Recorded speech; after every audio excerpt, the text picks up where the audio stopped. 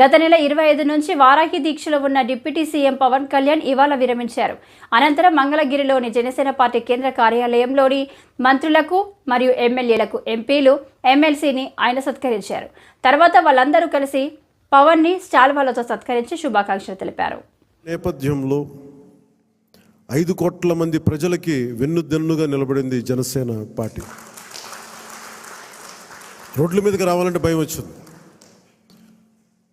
ఈరోజు మనకి 100% ఎందుకు వచ్చింది అంటే 5 కోట్ల మంది ప్రజలకి గుండెల్లో ధైర్యం నూరిపోసాం. మనం దెబ్బలు తిన్నాం. మనందరం ఎవరు ఇక్కడ ఉన్న వేదిక పైన వీళ్ళుంటే, మన గెలిచిన ఎమ్మెల్యేలు ఉంటే, పోటీ మీకు అన్ని స్థానాల్లో బలం ఇచ్చిన మన జన సైనికులు, వీర మహిళలు, ఇక్కడ ఆసీనులైన నాయకులు ప్రతి ఒక్కరూ మీరందరూ ఉండబట్టి ఈ విజయం సాధ్యమైంది.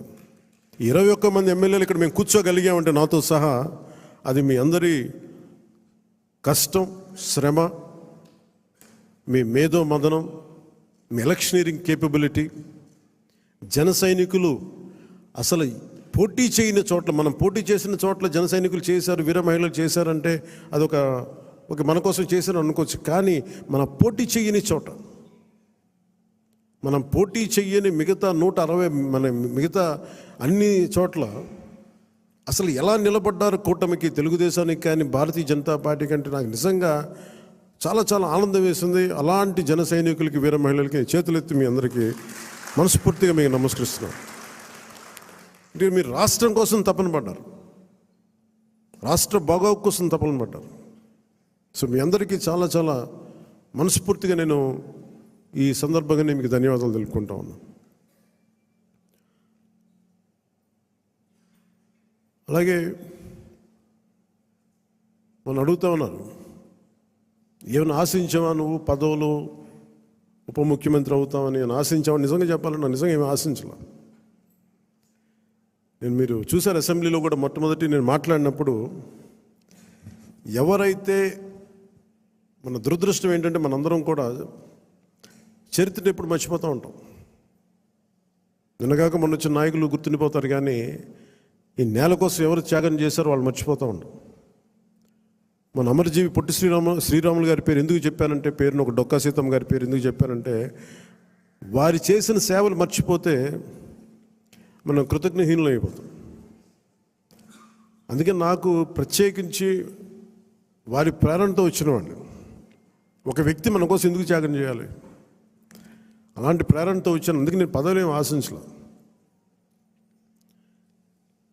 అలాంటి పదవులు ఆశించిన వాడిని నాకు వచ్చి నేనేమి ఎవరిని పదవి అడగలేదు, ఏమి చేయలేదు. మీరు చూస్తే నేను ఎక్కడా కూడా ఎలక్షన్ టైంలో నేను ఉప ముఖ్యమంత్రి అవుతానని కానీ అసలు ఏమీ నేను మాట్లాడలేదు, దాని గురించి చెప్పలే. పదవులు ఉన్నా లేకపోయినా పని చేద్దాం, ప్రజల కోసం పనిచేద్దాం, నిలబడదాం, ఈ తప్ప వేరే ఆలోచన లేదు.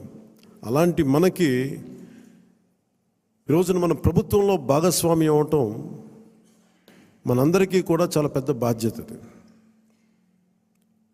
మనం ఈ 21 మందిని కూడా మన ఎమ్మెల్యేలు కానీ మిమ్మల్ని కానీ కలవడానికి ఎందుకు ఇంత టైం పట్టింది అని అంటే, నేను ఎప్పుడు అధికారం నేను చూడలేదు, ఎమ్మెల్యేగా అడుగు పెట్టలే, అధికారం ఎప్పుడు చూడలే. ప్రజలతో పోరాటం చేసుకుంటూ వెళ్ళిపోయాను తప్ప ఎక్కడ కూడా అధికారం ఎలా ఉంటుంది, దాని తాలూకు కష్ట నష్టాలు ఏంటి, దాని లోతుపాతు ఏంటి మనకి ఎప్పుడు తెలియదు. అసలు నాకు బాధ్యత తీసుకోగానే చాలా కీలకమైన శాఖలు మనం తీసుకున్నాం. సివిల్ సప్లైస్, అలాగే సినిమాటోగ్రఫీ, టూరిజం, దాంతోపాటు పర్యావరణం, అటవీ శాఖ, అలాగే పొల్యూషన్ శాఖ, పంచాయతీరాజ్, రూరల్ వాటర్ సప్లై, ఇన్ని కీలకమైన శాఖలు తీసుకున్నప్పుడు నాకు ఒకటే అనిపించింది, చాలా అవగాహన ఉండాలి. ప్రత్యేకించి శాఖలు కూడా నేను అందరూ అనుకోవచ్చు ఎందుకు పెట్టుకున్నాను ఈ శాఖలన్నీ అంటే, ఇది నా మీద చాలా బాధ్యత ఉంది. పదే మాట్లాడాను నేను. కొంత దాన్ని సంపూర్ణంగా ఒక విధి విధానాలు ఏర్పరిచిన తర్వాత సరైన సమయంలో బాధ్యతల నుంచి కూడా తప్పుకుంటాను, ఇంకెవరికైనా కూడా అప్పగించేస్తాను. కాకపోతే అది చేసే ముందు ఖచ్చితంగా విధి విధానాల మీద చాలా బలమైన ఒక విధి విధానాలు బలంగా ఏర్పరిచి ఆ బాధ్యతలు అప్పుడు చెప్తాను. అలాగే మనందరి మీద కూడా 5 సంవత్సరాల కాలం గిరుని తిరిగిపోతుంది, ఎక్కువ సమయం పట్టదు. అలాగే మన ఎమ్మెల్యేలందరికీ కూడా పోటీ చేయని చోట్ల కూడా మన నాయకులందరికీ కూడా ఇది భవిష్యత్తు ఉన్న పార్టీ అది. మరి ఎంత బలంగా మనం చేయకపోతే దేశం మొత్తం మన వైపు చూసేలా చేసింది.